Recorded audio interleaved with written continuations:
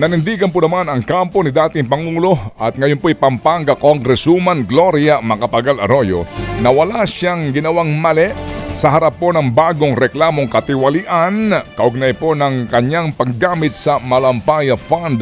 Ayon sa kanyang legal counsel na si Attorney Ferdinand Topacio, wala pa silang formal na kopya po ng naturang complaint.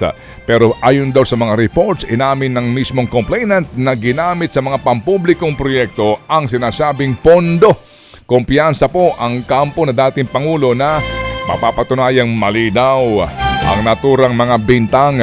Nagugat nga po ang reklamo sa maling paggamit ni Arroyo sa higit na 38 billion pesos na Malampaya Fund. Dalawang grupo ho ang naghain ng 96 na mga bilang ng katiwalian laban sa dating Pangulo. Ted Filon at DJ Chacha ngayon nasa Radyo 5 92.3 News FM Monday to Friday 6 to 10 a.m.